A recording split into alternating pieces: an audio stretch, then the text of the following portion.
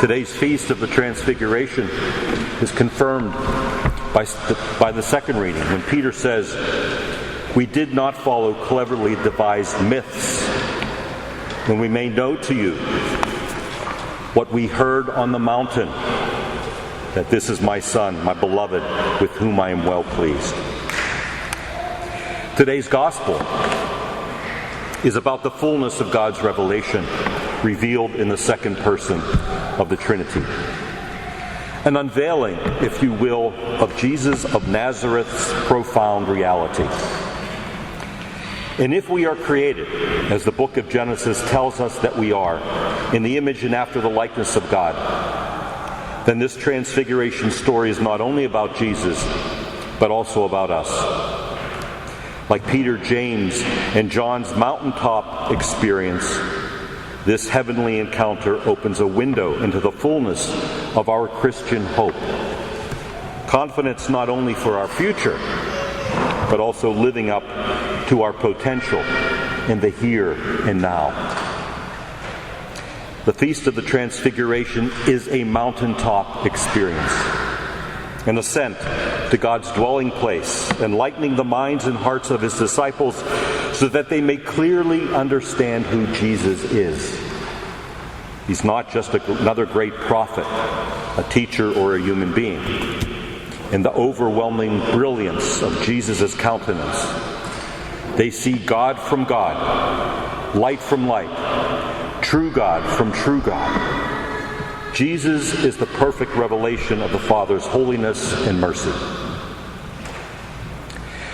Every person who has ever climbed a mountain knows that as you ascend, the busyness and activity of the world seem to fade away. The expansiveness of the created world below becomes evident, more evident.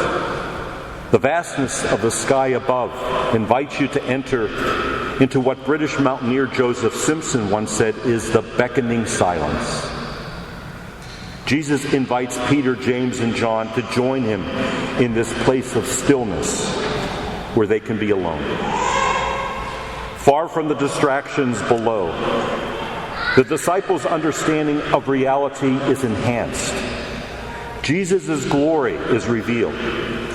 And as he is transformed before them, Moses and Elijah appear.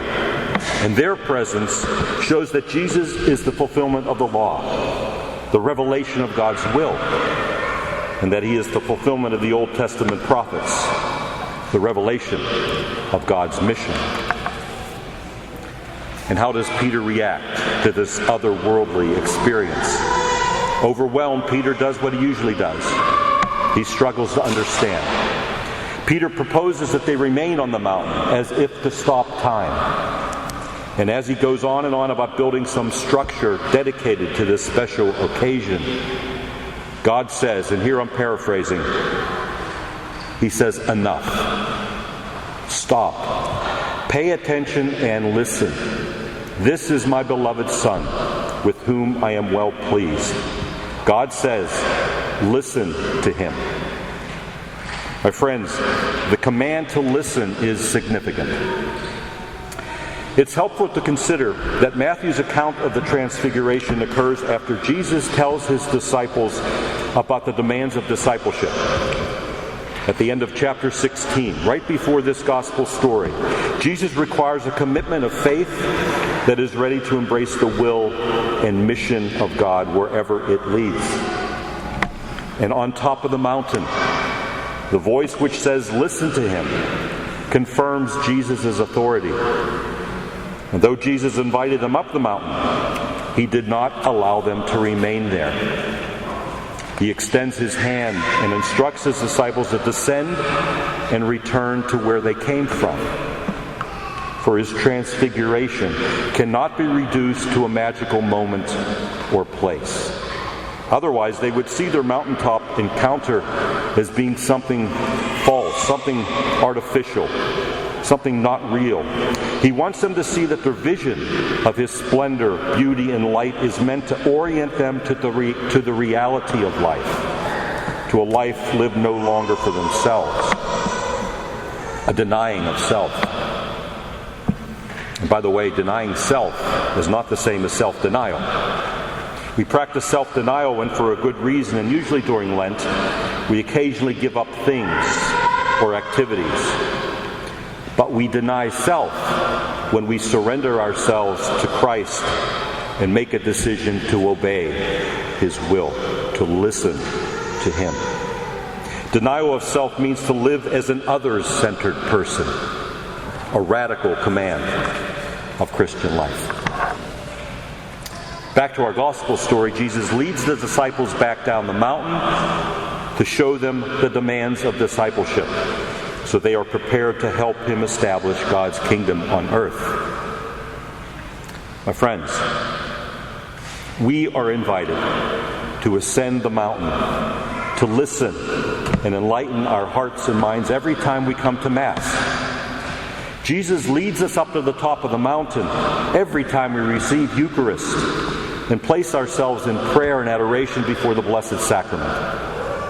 Each of these encounters, Jesus is re-transfigured before us.